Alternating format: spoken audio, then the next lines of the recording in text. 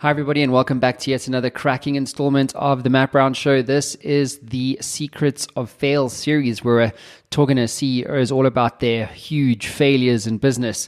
And with us in the hot seat today is none other than the man, the legend, Laurence Girard, the CEO of FruitStreet.com. Laurence, welcome to the show. Thanks for having me.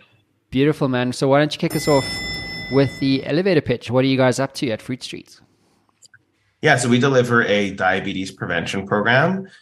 So actually 1 in 3 people are pre-diabetic, or 1 in 3 adults, which means that they have elevated blood glucose and they have a very high risk of developing type 2 diabetes. Some people think that 70% of people with pre-diabetes might develop type 2 diabetes in their lifetime, which leads to amputation, stroke, heart disease, blindness, nothing good.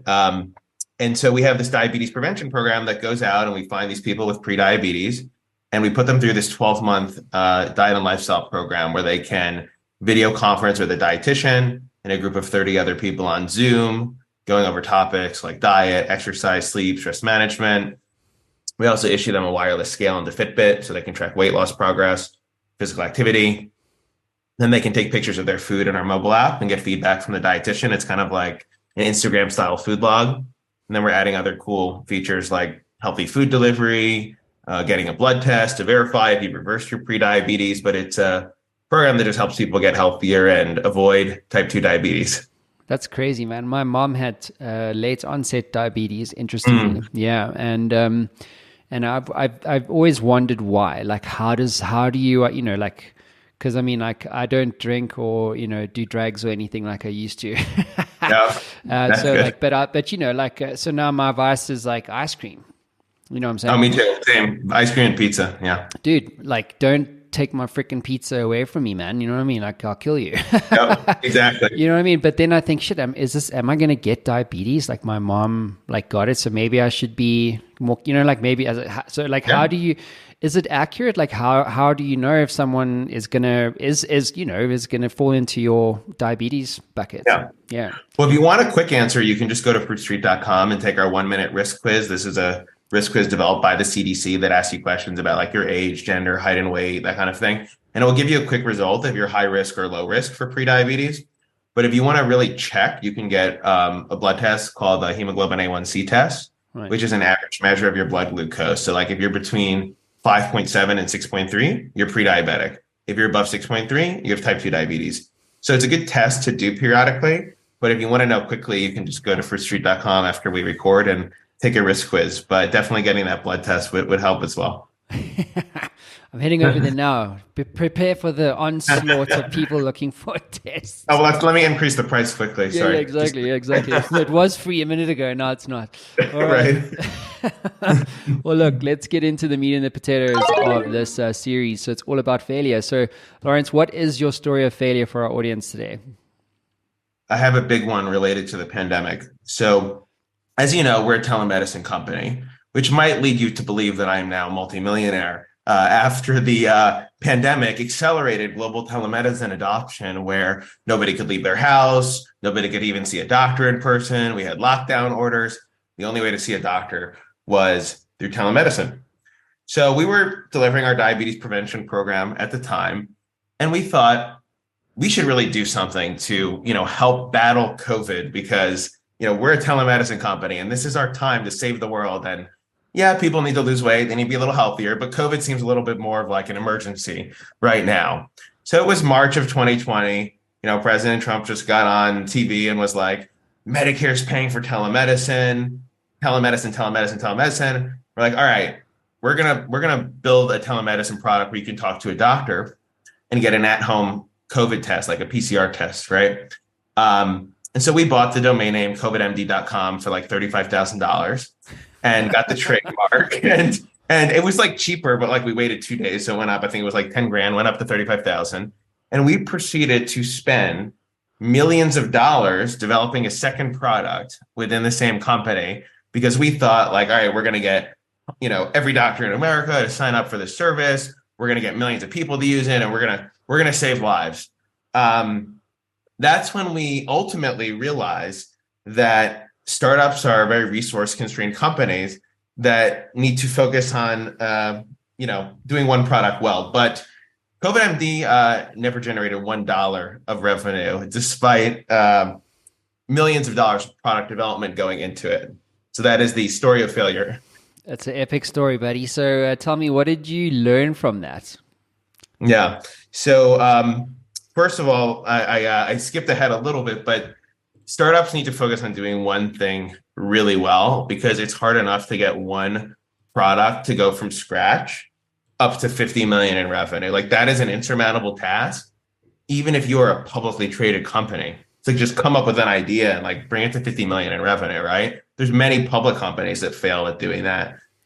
So to think that you're going to be a startup and you're going to do 5 products at the same time, or even 2 products at the same time, when you don't have that much capital, is just a big mistake. And in hindsight, which is always 2020, if we would have just focused on that diabetes prevention product, kept our costs low, we would have been so profitable. We would have taken on less debt. We could have taken a product that was already very good and made it incredible.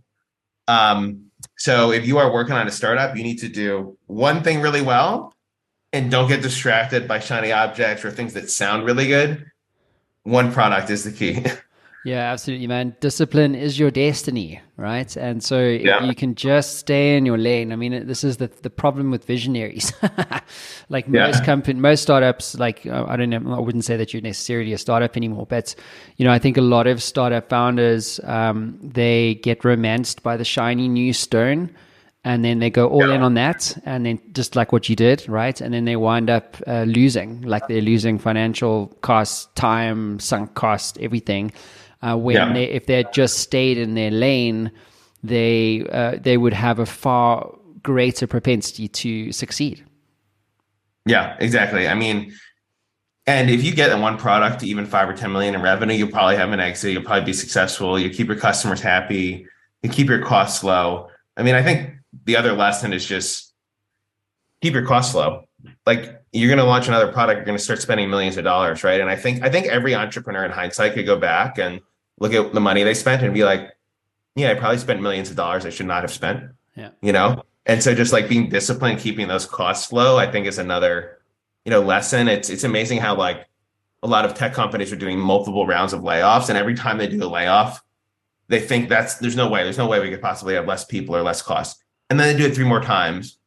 And, it's easy to be an entrepreneur and like raise tons of capital and hire people and look like you have a company, but it's really hard having low costs, doing a lot with very little, and being profitable. That's a big difference. Yeah, it's especially first time founders. Like, I remember when I made my first million, I was like, cool, I'm going to go and spend that shit on stuff I don't need. Yeah, exactly. You know what I mean? Like sports cars and this kind of stuff. And then shit happens. And you're like, I wish I hadn't spent the money on that. Yeah, or even just like getting overly cocky with business expenses. Like, okay, now I'm going to go spend tons of money building a new product, or, doing marketing that's maybe too aggressive, right?